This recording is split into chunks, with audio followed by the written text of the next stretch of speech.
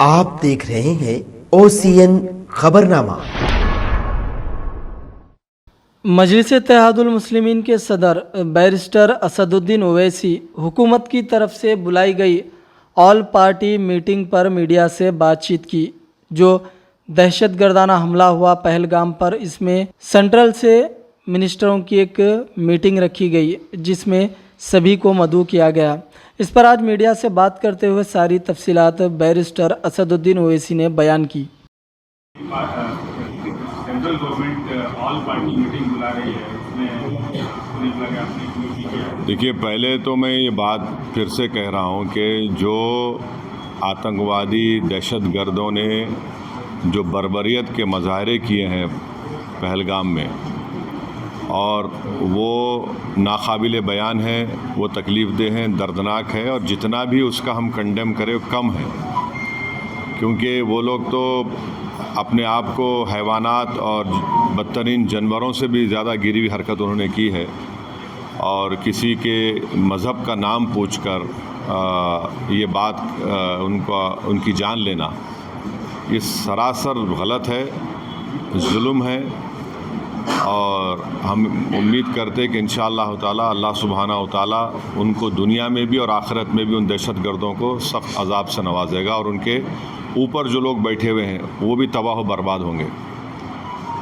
दूसरी बात ये है कि जो ऑल पार्टी मीटिंग का है, कल मैंने ख़ुद जनाब किरण रिजिजू साहब से बात की थी, तो उन्होंने कहा कि हम लोग सोच रहे हैं कि उन पार्टीज़ को बुलाया जाए जिनके 5 MPs हैं या 10 MP हैं, वरना मीटिंग लंबी हो जाती। तो बोला हम छोटे पार्टीज़ को बुला लीजिए, तो वो मजाक करे, अरे तुम्हारी आवाज़ तो बड़ी ऊंची है। तो इसीलिए मैंने आज ट्वीट किया था कि ये मसला बड़ा अहम है, नेशनल इम्पोर्टेंस का है, जो ऑल पार्टी मीटिंग होने जा रही है, कि इसमें सब पार्टीज़ को बुलाया जाए। तो अभी जब मैं आपसे बात कर रहा था तो होम मिनिस्टर ऑफिस से होम मिनिस्टर मेरे से बात किए और बोले कहाँ हैं आप? तो मैं सर हैदराबाद में हो। तो बोले देर होगी मगर आप आइए। तो अभी अगर टिकट मिलेगा, इंशाल्लाह मैं बोला हूँ, जो भी टिकट मिलेगा पहुँचेंगे और उसमें शिरकत करेंगे और अपनी बात को रखेंगे। और जहाँ तक ये जो हमला हुआ है, मैं आप लोगों को याद दिलाना चाहूँगा, 2000 में अटल बिहारी वाजपेयी की सरकार थी, तो वहाँ पर एक यात्रियों को मारा गया था, नुलवाल कैंप बोलते थे, उसी के नीचे 30 लोग मारे गए, यात्री मारे थे जब वाजपेयी वज़ीर आज़म थे। तो उसके बाद एक लेफ्टिनेंट जनरल JH मुखर्जी साहब की कमेटी बनाई गई थी, वो रिपोर्ट अब तक नहीं आई।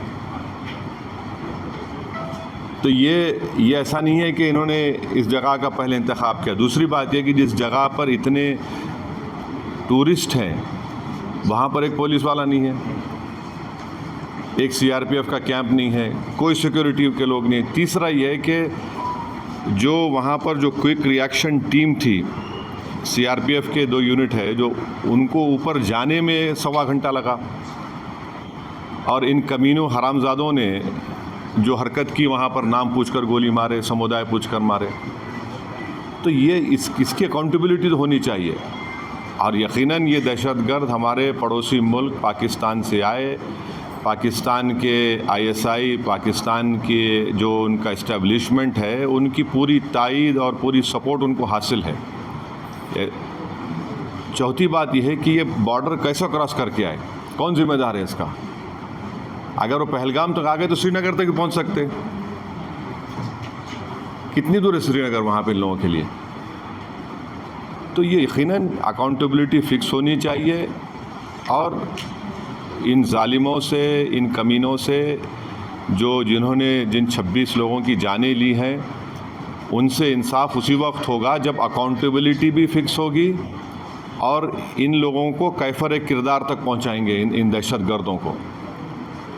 और उम्मीद करते कि हमारी हुकूमत इन लोगों का ताक़ुब करेगी, इन लोगों को जो मरने वाले परिवारों हैं उनसे इंसाफ उसी वक्त होगा जब अकाउंटेबिलिटी फ़िक्स होगी। और ये दहशतगर्द ये जो ज़ालिमाना और बिल्कुल ही घटिया किस्म की, माने हैवानियत से बदतरीन हरकत उन्होंने की, इसका हम कंडेम करते हैं। छठी बात यह है कि अंग्रेज़ी का एक बहुत बड़ा अखबार है टाइम्स ऑफ इंडिया। मैं समझ नहीं पा रहा हूँ कि उन्होंने इस तरह की हेडलाइन कैसे कैरी की द कलमा सेव देम। आप इस तरह की हेडलाइन कैसे लगाते बताइए आप तो पूरे मुसलमानों को ही आप दोषी करार दे रहे हैं। भाई वो आतंकवादियों का कोई मज़हब नहीं होता, वो दहशतगर्द हैं, वो तो आईएसआई की आईसिस की आइडियोलॉजी पे चलने वाले कुत्ते हैं ये लोग। इतना बड़ा अंग्रेज़ी अखबार द कलमा save them, what is this? भाई इतने जो कश्मीर में जितने आतंकवादियों ने सबसे ज़्यादा मारा, वहाँ के कश्मीरी मुसलमानों को मारा, सबसे ज़्यादा मरने वाले वो हैं वहाँ पे, तो उसके बारे में क्या बोलेंगे आप? ये तो एक आइडियोलॉजी है ना, ये तो टेररिज्म की एक आइडियोलॉजी है। तो बड़ी अफसोस की बात है कि इतना बड़ा अंग्रेज़ी का अखबार होकर आप इस तरह की हेडलाइन कैरी करते थे, कलमा सेव देम और द कलमा was the difference. You cannot carry such headlines. You cannot generalize the whole great religion of Islam. तो नहीं सुन तो लीजिए, अगर आप ऐसा ही इस तरह की अगर आप हेडलाइन लिखेंगे तो आप तो जो कमीने शैतान बैठे हैं पाकिस्तान में उनको तो खुश कर रहे हैं आप, उनको तो खुश कर रहे हैं आप। अफसोस की बात है ये। द कलमा वॉज द डिफरेंस, आप देखिए हेडलाइन जो है वो उस तरह की हेडलाइन हो सकती है किसी की। और आखिरी बात यह है कि कल शाम में 6:30 बजे तेलंगाना के चीफ मिनिस्टर एक all party candle light march necklace क्या है वो पीपल्स प्लाजा के पास करने वाले हैं। मैं हैदराबाद की आवाम से, तेलंगाना की आवाम से अपील कर रहा हूं कि आप हज़ारों की तादाद में उसमें कल शिरकत करिए। हमको एक होकर इस अपने मज़हब पे चलते हुए उसके बावजूद भी हम इस बात का ख्याल रखें कि ये हमारे देश का मसला है, मुल्क का, वतन अज़ीज़ का मसला है। हम तमाम को वहाँ पर जमा होना है। चीफ़ मिनिस्टर ख़ुद उसकी लीड करेंगे, हमारी पार्टी भी, हमारे पार्टी के एमएलएज़ भी, जितने हमारे मेंबर्स हैं, बल्कि जितने जो टेररिज्म के ख़िलाफ़ हैं और जो इस मुल्क से मोहब्बत करने वाले हैं, मैं उनसे उम्मीद करता हूँ कि वो हज़ारों नहीं लाखों की तादाद में वहाँ पर जमा हों। और हमारा वहाँ पर जमा होना ना सिर्फ हम खराज अक़ीदत पेश करेंगे उन मरने वाले ख़ानदानों को, बल्कि हम उन लोगों को भी सही खबरें जानने का आपको है ख्याल? हम बताएं आपको पल पल का हाल। सियासी हंगामे हो या मजहबी मामलात, कायदीन की नुमाइंदगी हो या हुकूमत के इक़दामात, अवामी मसाइल हो या समाजी मामलात, संगीन जराइम हो या भयानक हादसात, क्या कुछ है सूरत हाल, कैसे हैं हालात, हम बताएं आपको हर एक बात। जानने के लिए देखिए OCN खबरनामा।